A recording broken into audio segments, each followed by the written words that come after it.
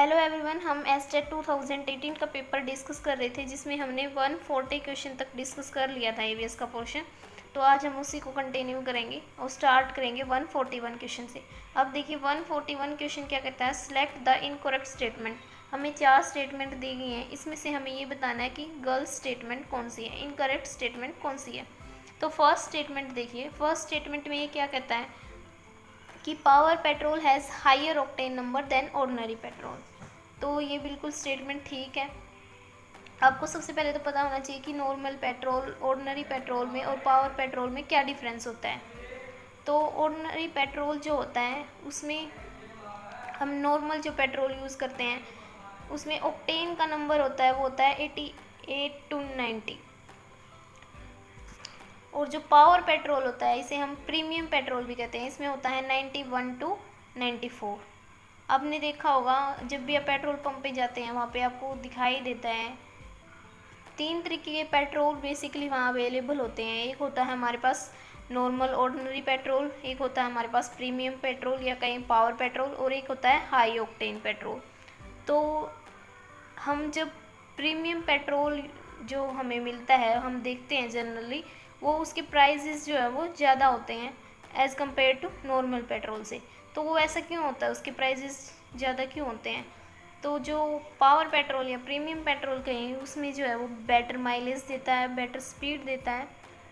Means वो हमारे vehicle के इंजन के लिए जो है वो बेनिफिशियल होता है, वो हमें जो स्मूथ ड्राइविंग प्रोवाइड करता है। अब ऐसा क्या है इस पेट्रोल में जो ये हमें स्मूथ ड्राइविंग देता है? तो इसमें जो है वो एंटी नॉकिंग प्रॉपर्टी होती है। एंटी नॉकिंग प्रॉपर्टी मीन्स क्या है, इसमें हायर ऑक्टेन नंबर, इस पेट्रोल में जो ऑक्टेन का मिक्सचर होता है वो ज़्यादा होता है, हायर ऑक्टेन नंबर है। तो इस वजह से जो इसका कंप्रेशन होता है, इसका इग्निशन होता है वो अच्छे से एक बेटर मैनर में होता है, कम हीट प्रोड्यूस होती है इस केस में और कम प्रेशर आता है इंजन पे।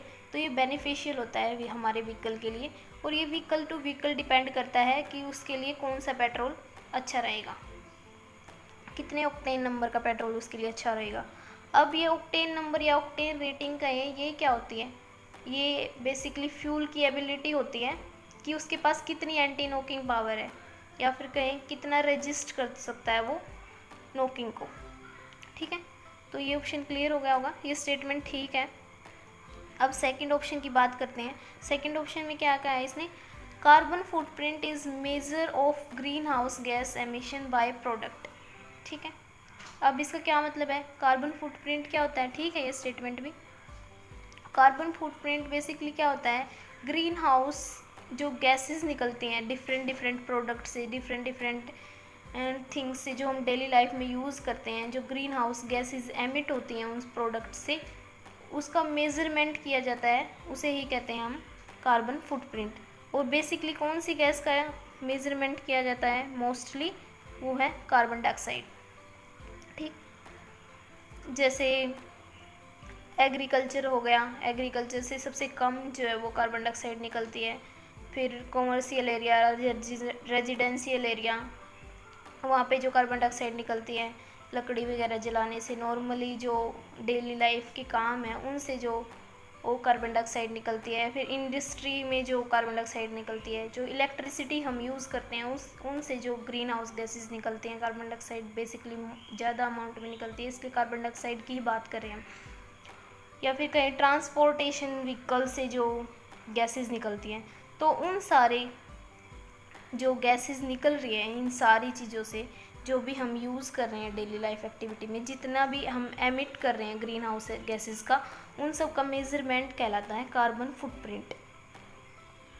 और ग्रीन हाउस गैसेस और कौन कौन सी हो सकती हैं, कार्बन डाइऑक्साइड गैस होती है, मीथेन होती है, नाइट्रस ऑक्साइड होती है, नाइट्रिक ऑक्साइड, और फ्लोरिनेटेड गैस होती हैं। ये होती है सबसे ज़्यादा अप्रोक्स 80%, इसका अप्रोक्सीमेशन 10%, इसका 7%, और बाकी 3% ये। अब जो व्यक्ति जितना ज़्यादा इन गैसेस का यूज़ करता है, मतलब इन गैसेस को प्रोड्यूस करता है, प्रोड्यूस करने का काम कर रहा है, बेसिकली इन गैसेस को प्रोड्यूस करने वाले आइटम का यूज़ करता है, उसका कार्बन फुटप्रिंट उतना ही ज़्यादा होता है। ठीक है, तो ये ऑप्शन भी हमारा क्या था, करेक्ट था। अब नेक्स्ट ऑप्शन देखिए, नेक्स्ट ऑप्शन में ये क्या कहता है, reforestation and afforestation are two term used for the same process. तो ये स्टेटमेंट जो है वो गलत है। गलत कैसे है? जो रीफॉरेस्टेशन होता है, देखो काम तो दोनों में ही क्या हो रहा है कि हमें फॉरेस्ट लगाने हैं, मतलब हमें प्लांटेशन करनी है, जंगल के लिए, फॉरेस्ट के लिए हमें प्लांट लगाने हैं, ठीक है। पर जो रीफॉरेस्टेशन होता है वो होता है कि पहले कोई जंगल था, उस जगह पे जो किसी पर्पज़ से जो है वो,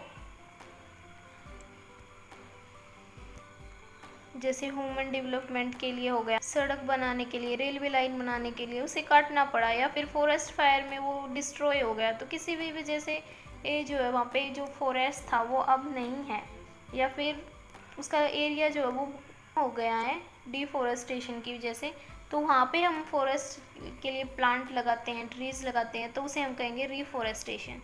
लेकिन हम अगर किसी बैरन लैंड में जहाँ फॉरेस्ट था ही नहीं पहले कभी, बिल्कुल बंजर ज़मीन थी, तो अगर हम वहाँ पे प्लांट लगाते हैं तो उसे कहते हैं एफॉरेस्टेशन। तो ये दोनों टर्म डिफरेंट है, पर इन्होंने क्या कह रखा है कि ये टर्म सेम है, तो हमें इनकरेक्ट स्टेटमेंट चूज़ करनी थी, तो यही स्टेटमेंट क्या है इसमें, इनकरेक्ट है। अब लास्ट स्टेटमेंट हो देख लेते हैं, the correct sequence of 4 layer of atmosphere.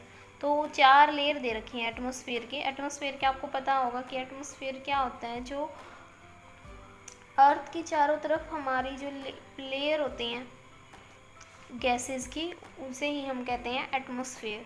तो जो एटमॉस्फेयर में जो गैसेस होती हैं उनकी डिफरेंट लेयर बन जाती हैं, और उन लेयर को यहाँ पे लिखा गया है। आपको करेक्ट ऑर्डर बताना है, तो जिस ऑर्डर में ये लिखा गया है, ट्रोपोस्फियर, स्ट्रेटोस्फियर, मीजोस्फियर, आइनोस्फियर, ये बिल्कुल करेक्ट ऑर्डर है, क्योंकि सबसे नीचे जो आती है हमारी वो आती है ट्रोपोस्फियर। ट्रोपोस्फियर के ऊपर हमारी आएगी स्ट्रेटोस्फियर, और उसके बाद हमारी आएगी मीजोस्फियर, उसके बाद हमारी थर्मल स्फीयर आती हैं, थर्मोस्फियर कह सकते हैं, फिर आती है आइनोस्फियर। तो ये करेक्ट ऑर्डर है बिल्कुल। इसमें से आपको क्या ध्यान रख सकते हैं, ट्रोपोस्फियर में हम जो है एरोप्लेन, जो हमारे पैसेंजर एरोप्लेन होते हैं वो किस में उड़ाए जाते हैं, ट्रोपोस्फियर की लेयर में उड़ाए जाते हैं। ये इनका डिस्टेंस लिख रखा है। स्ट्रेटोस्फियर में जो होता है क्या, हम बेसिकली फेमस है स्ट्रेटोस्फियर किसके लिए होती है, ओजोन लेयर के। स्ट्रेटोस्फियर में ओजोन लेयर होती है हमारी। मीजोस्फियर में हमें मेट्रोइड्स देखने को मिलते हैं, अल्का पेंट्स देखने को मिलते हैं। आइनोस्फियर में हमें सैटेलाइट जो होती है वो हमारी आइनोस्फियर में होती हैं। नेक्स्ट क्वेश्चन देखिए 142। इसमें क्या कह रखा है कि इंडियन फॉरेस्ट एक्ट जो था 2017 का, उसमें कौन से प्लांट को या फिर कई ट्रीज़ को एक्सक्लूड तो एक्सक्लूड कर दिया गया था किसकी लिस्ट से, ट्री की लिस्ट से।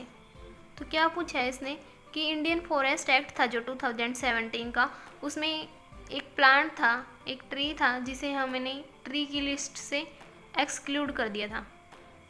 तो क्या था, स्टार्टिंग में 1972 में जो था डेफिनेशन दी गई थी ट्रीज़ की। तो ट्रीज़ की डेफिनेशन में हमने बैम्बू प्लांट को भी रखा था। कौन से प्लांट को, बैम्बू प्लांट को। पर ये एक्चुअल में किस फैमिली से बिलोंग करता है, ग्रासेस की फैमिली से बिलोंग करता है। पर इसे ट्रीज़ में रखा गया था कौन से एक्ट में, जब 1972 का फॉरेस्ट एक्ट हुआ था। और 2017 के फॉरेस्ट एक्ट में इसे वापस से एक्सक्लूड कर दिया ट्री की लिस्ट से, ट्री की लिस्ट से इसे हटा दिया गया। तो इसमें कौन सा ऑप्शन करेक्ट है, 4th ऑप्शन ही करेक्ट है इसमें। अब ये इंडियन फॉरेस्ट एक्ट है क्या 2017, इसमें क्या है, हर जो 2 साल बाद जो है रिपोर्ट तैयार की जाती है स्टेट्स के द्वारा कि जो फॉरेस्ट है उनकी क्या स्थिति है, वनों की क्या स्थिति है इंडिया के अंदर। तो उसमें उन्हें इंक्लूड किया जाता है इंडियन फॉरेस्ट एक्ट में। जैसे 2017 में किया गया, उसके बाद जो है वो 2019 में देखा गया। तो 2019 में देखा गया जब कि बैम्बू को जो यहाँ पे ट्री की लिस्ट से एक्सक्लूड कर दिया गया था। तो वो एक्सक्लूड किस पर्पज़ से किया था कि जो अगर ट्री की लिस्ट में है ये, तो इसे कट करने के लिए, इसका कल्टीवेशन करने के लिए जो है वो परमिशन लेनी पड़ती थी। तो गवर्नमेंट से बहुत सारी परमिशन लेनी पड़ती थी, ये जो फॉरेस्ट मिनिस्ट्री हैं उनसे ये जो बेम्बू के कल्टीवेशन के लिए उसे ले जाने लाने के लिए, उसके ट्रांसपोर्टेशन के लिए, तो अगर इसे लिस्ट से हटा दिया जाए ट्री की, तो ये जो सारी जो रिस्ट्रिक्शन है ये इसमें से हट जाएंगी। मतलब इसका फ्रीली कल्टीवेशन होने लगेगा और इसे ट्रांसपोर्ट किया जा सकेगा। कल्टीवेशन से क्या मतलब है कि एग्रीकल्चर लैंड पे जो अपने खेतों में लोग इसे बेम्बू को उगा सकेंगे। तो इसका पर्पज़ क्या था कि बेम्बू जो है वो इंक्रीज़ हो जाए, जिससे कि जो लकड़ी की डिमांड है उसे पूरा किया जा सके। और बेम्बू के ऊपर जो बहुत सारे ट्राइब्स कम्युनिटी थी कुछ, और कुछ विलेज थे जैसे जो अगरबत्ती बनाने का स्पेसिफिकली काम करते थे, तो वो जो है वो बेम्बू के ट्री पर उनकी लाइफ जो है वो डिपेंड करती थी। और वो फॉरेस्ट से बेम्बू को अगर काटेंगे तो वहाँ से जो है वो फॉरेस्ट का एरिया जो है वो कम होगा। तो यहाँ पे इस एक्ट में क्या किया गया था, लिस्ट से हटा दिया गया था इस ट्री की, तो ये सारे रिस्ट्रिक्शन इसके हट गए। तो उसका रिजल्ट क्या हुआ, हमें जब 2019 में देखा, तो हमें इंक्रीमेंट मिली इसमें कितनी, 3229 स्क्वायर किलोमीटर में है ये एरिया। तो इतना एरिया जो था वो बेम्बू का वो बढ़ गया, पहले था इतना, उसमें इंक्रीमेंट हुआ इतने का। तो ये जो रिजल्ट था, पॉजिटिव रिजल्ट आया इसका, जो ये कानून बनाया गया था कि उसे लीज से हटा दिया गया ट्री की बेम्बू को, तो इसका जो है वो पॉजिटिव इम्पैक्ट देखने को मिला। अब जो है 29 के बाद अब ये आएगी 2021 में, मीन्स अभी इसी ईयर अप्रैल में जो है इसका ड्राफ्ट तैयार किया गया है अभी। तो 2021 का अगर फॉरेस्ट एक्ट आता है आपके एग्ज़ाम से पहले या आसपास, तो आपसे पूछा जा सकता है इसके बारे में। तो करंट इन्फॉर्मेशन इसकी आपको पढ़ के जानी होगी। अभी तो सिर्फ ड्राफ्ट ही आया है, ड्राफ्ट में क्या कहा गया, बहुत सारी जो एक्टिविटी थी, मोस्ट ऑफ द रिस्ट्रिक्शन थी जो फॉरेस्ट में हम बहुत सारी चीज़ें जो नहीं कर सकते थे, उससे जो है वो रिस्ट्रिक्शन हटा दी गई है। मोस्टली जू को फॉरेस्ट एक्टिविटी में इंक्लूड कर दिया गया है, पहले नॉन फॉरेस्ट एक्टिविटी माना गया था। इस ड्राफ्ट में ये सब चीज़ें कही गई हैं। यहाँ से आप और क्या याद रख सकते हैं, जो 2019 का है फॉरेस्ट एक्ट, उसमें अभी सबसे ज़्यादा फॉरेस्ट किस में है एरिया वाइज, तो वो है एमपी में, मध्य प्रदेश, और परसेंटेज वाइज मिज़ोरम। तो ये आप याद रख सकते हैं। तो नेक्स्ट क्वेश्चन डिस्कस करते हैं अभी 143, select the biotic component of an ecosystem. तो बायोटिक कंपोनेंट को सिलेक्ट करना है हमें। बायोटिक कंपोनेंट, जैविक कंपोनेंट, इसमें बायोटिक कंपोनेंट में क्या आएंगे, बेसिकली लिविंग ऑर्गेनिज्म आएंगे, डिफरेंट लिविंग ऑर्गेनिज्म आएंगे। प्लांट्स, एनिमल जो होंगे वो बायोटिक कंपोनेंट में आएंगे। और ए बायोटिक कंपोनेंट में जैसे सनलाइट, क्लाइमेट, सोयल, ये सब जो होगा वो ए बायोटिक कंपोनेंट में आता है। तो यहाँ पे देखिए क्लोरोफिल को तो कोई बायोटिक कंपोनेंट नहीं है, तो ये भी कट हो जाएगा। सनलाइट भी बायोटिक कंपोनेंट में नहीं आएगा, ये ए बायोटिक कंपोनेंट है। सोयल भी ए बायोटिक कंपोनेंट है। तो बचा क्या हमारे पास, प्लैंकटॉन्स। अब प्लैंकटॉन्स क्या होते हैं, प्लैंकटॉन्स दो टाइप के होते हैं, एक होते हैं फाइटोप्लैंकटॉन्स, एक होते हैं जू प्लैंकटॉन्स। तो प्लैंकटॉन्स ऐसे ऑर्गेनिज्म है जो हमें सी वाटर में या फिर फ्रेश वाटर बॉडीज़ में पाए जाते हैं। ऐसे लिविंग ऑर्गेनिज्म जो सी वाटर में या फ्रेश वाटर बॉडी में पाए जाते हैं। फाइटोप्लैंकटॉन्स में क्या आएगा, बेसिकली वो प्लांट जो आपको पानी के ऊपर ऐसे तैरते हुए मिलेंगे बिल्कुल, तो वो होंगे फाइटोप्लैंकटॉन। जू प्लैंकटॉन्स के अंदर एनिमल आ जाएंगे जैसे जेलीफिश। तो इसका आंसर क्या हो गया, फाइटोप्लैंकटॉन्स। नेक्स्ट क्वेश्चन देखिए, नेक्स्ट क्वेश्चन क्या कहता है, the plant whose seed oil is being used to coat area. यहाँ पे 4 प्लांट दिए गए हैं ऑप्शन में, आपको बताना है कि वो कौन सा प्लांट है जिसके सीड का हम यूज़ करते हैं यूरिया को कोट करने के लिए। तो यूरिया क्या होता है, urea as a fertiliser use करते हैं हम अपनी क्रॉप्स में, ठीक है, ये यूरिया का केमिकल फॉर्मूला है। तो इसने कहा था यूरिया को कोट किया जाता है कौन से प्लांट के सीड से, सीड के ऑयल से, तो वो उसका ऑप्शन है नीम। तो नीम से जो नीम का जो ऑयल होता है उससे हमें यूरिया को कोट करते हैं। क्यों करते हैं यूरिया को कोट? अगर हम जो यूरिया है उसको कोट कर देंगे नीम के ऑयल से, तो वो क्या करता है, उसका नाइट्रिफिकेशन को इनिबिशन कर देता है उसका, मतलब इस प्रोसेस को जो है वो स्लो कर देता है। क्या कर देता है? स्लो कर देता है। जैसे यूरिया है, यूरिया बाद में नाइट्रिफिकेशन की प्रोसेस होगी, इसमें नाइट्रोजन में टूटेगा, जिससे प्लांट जो है वो नाइट्रोजन लेंगे और बहुत सारे अमीनो एसिड बनाएंगे, प्रोटीन बनाएंगे, तो ऐसे प्लांट की ग्रोथ होगी। अब ये क्या कर रहा है, ये अगर नीम की तेल कोटिंग कर देंगे इसके ऊपर, तो ये क्या कर देगा, इस प्रोसेस को स्लो कर देगा। स्लो करने से हमें क्या फ़ायदा हो रहा है? अगर हम स्लो कर देंगे तो जो ये नाइट्रोजन है, यहाँ पे नाइट्रिफिकेशन हो रहा है, यहाँ पे नाइट्रोजन मिल रही है प्लांट्स को, वो धीरे धीरे मिलेगी, बिल्कुल स्लोली। और अगर धीरे धीरे मिलेगी तो वो लंबे टाइम तक खेतों में रहेगी नाइट्रोजन, तो उसे बेटर फर्टिलिटी होगी। तो यही रीज़न है इसका।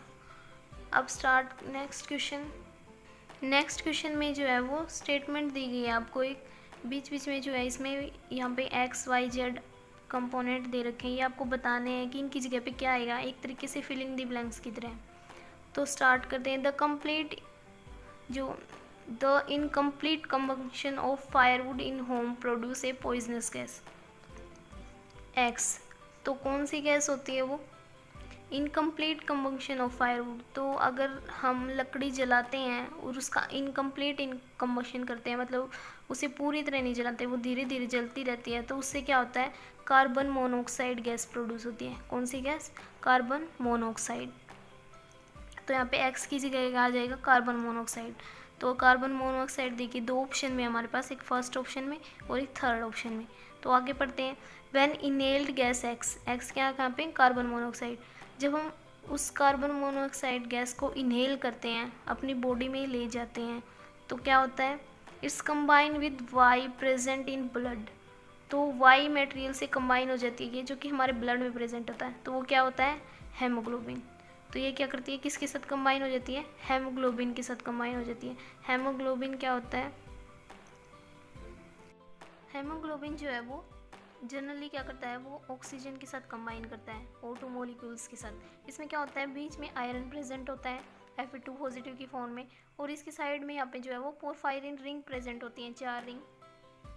तो नॉर्मल कंडीशन में जब यहाँ पे कार्बन मोनोऑक्साइड नहीं होती, जनरली इन्वायरमेंट में नहीं होती कार्बन मोनोऑक्साइड, तो हेमोग्लोबिन क्या करता है, ऑक्सीजन से मतलब कंबाइन होता है और ऑक्सीजन को ब्लड के थ्रू ट्रांसपोर्ट करके हमारी हर सेल तक पहुँचाता है।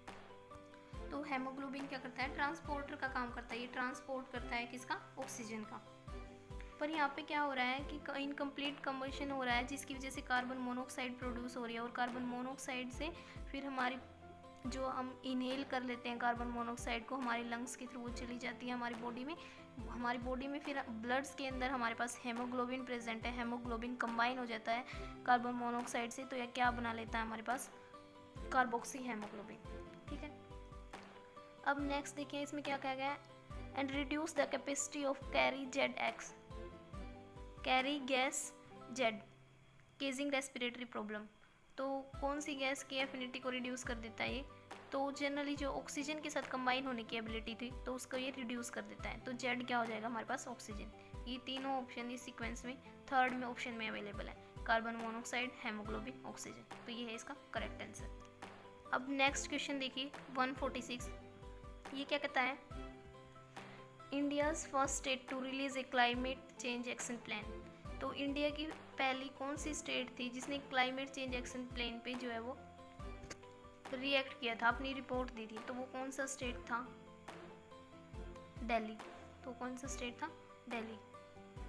स्टार्टिंग में सबसे पहला स्टेट दिल्ली था, जहाँ पे क्या किया गया था, क्लाइमेट चेंज एक्शन प्लान के ऊपर जो है वो रिपोर्ट तैयार की थी, और इसमें कब हुआ था ये, 2008 में। और इसमें कौन से पॉइंट थे, जैसे green India mission, sustainable agriculture, national solar mission, national water mission, तो इन पॉइंट्स पर इसने बात की थी। और इसके बाद जून 2010 में 6 और ऐसी स्टेट थी जिन्होंने इसके ऊपर रिपोर्ट दी थी। तो सबसे पहली कौन सी थी, वो थी दिल्ली। तो नेक्स्ट क्वेश्चन देखिए। अब नेक्स्ट क्वेश्चन में क्या कर रखा है, the complex interlinked food chain are called. जो कॉम्प्लेक्स इंटरलिंक्ड फूड चेन होती है उसे क्या कहते हैं हम? उसे कहते हैं हम फूड वेब। तो फूड चेन क्या होती है? फूड चेन में क्या होता है, एक ऑर्गेनिज्म दूसरे ऑर्गेनिज्म को एज ए फूड लेता है। जैसे अभी देखिए यहाँ पे मैंने फूड चेन बना रखी है। यहाँ पे प्लांट देखिए, प्लांट किसे खाएंगे?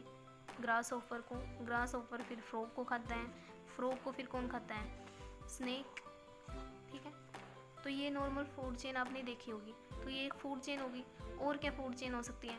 प्लांट प्रोडक्ट्स को तो रैट भी खा सकते हैं। ठीक है, प्लांट को रैट भी खा सकते हैं।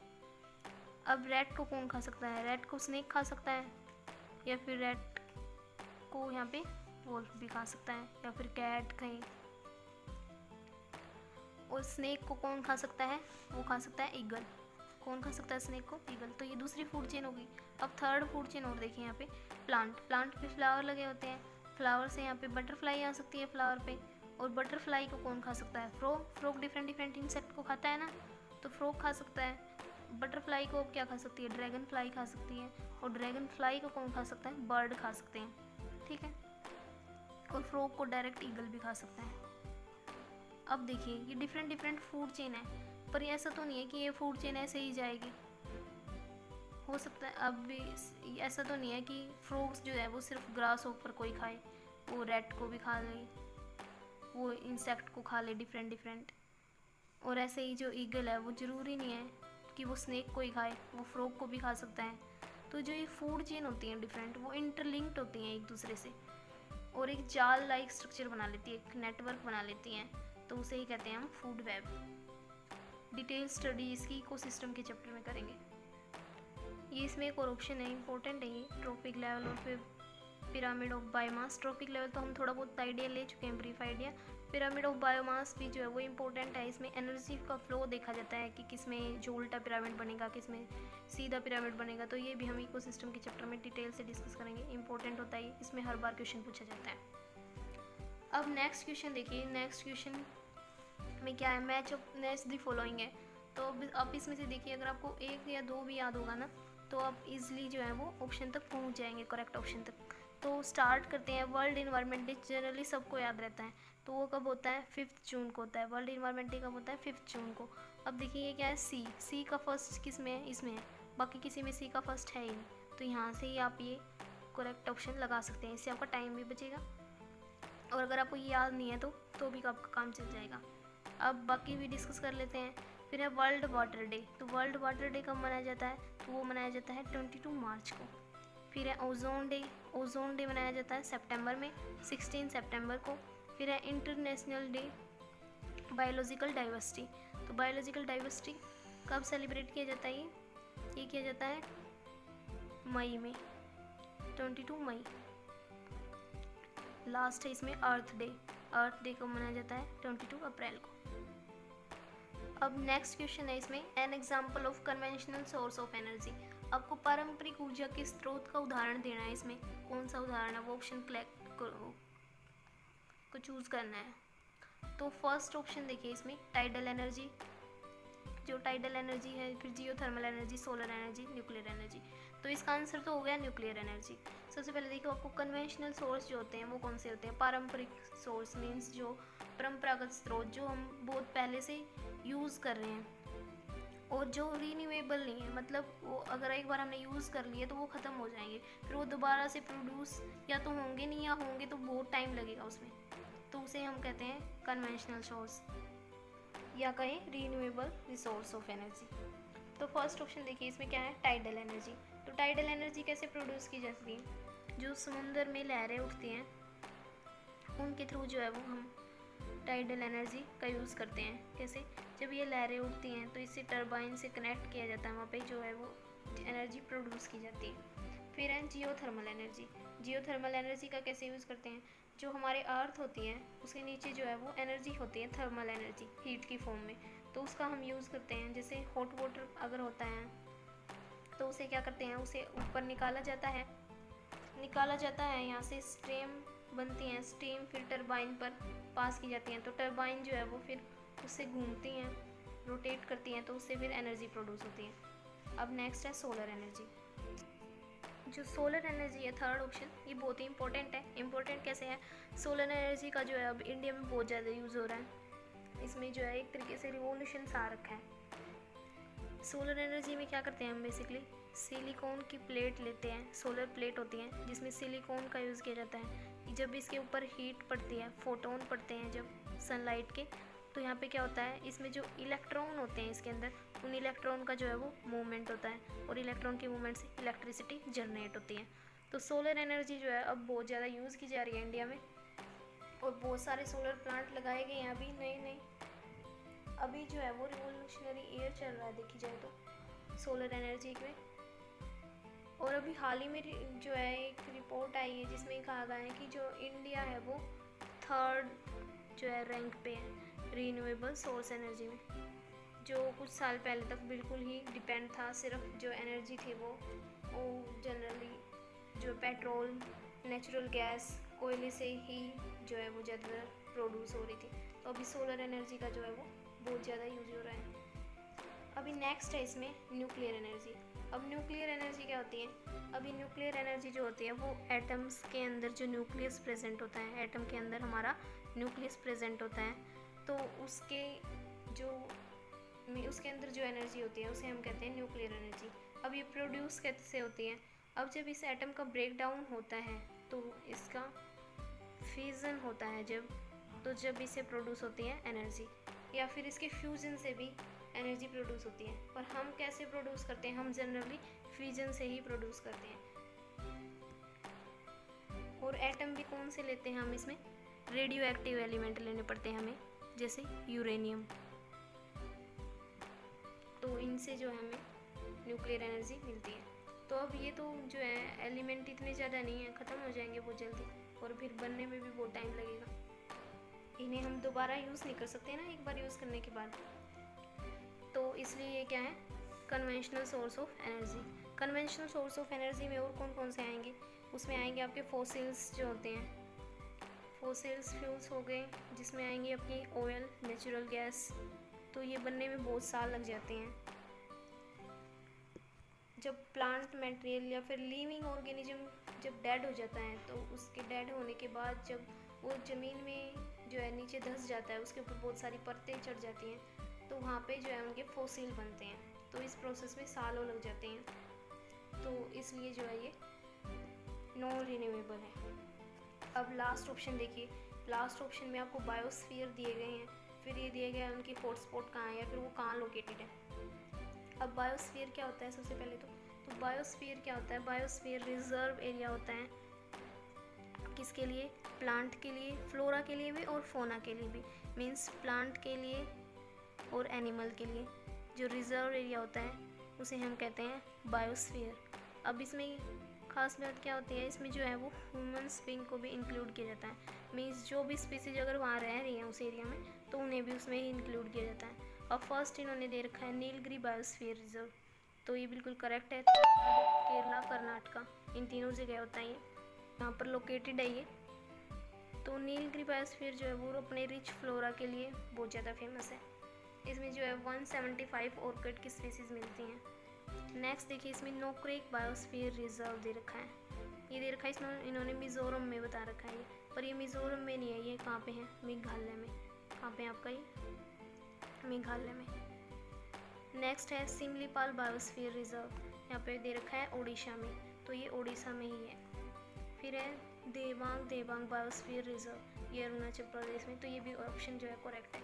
तो हमें इनकरेक्ट बताना था, तो इनकरेक्ट कौन सा है, वो है सेकंड ऑप्शन। बायोस्फीयर के लिए हमें अलग से वीडियो में पढ़ना पड़ेगा, क्योंकि ऐसे ही जो है वो डिस्कस करना इसमें बहुत लेंथी हो जाएगा।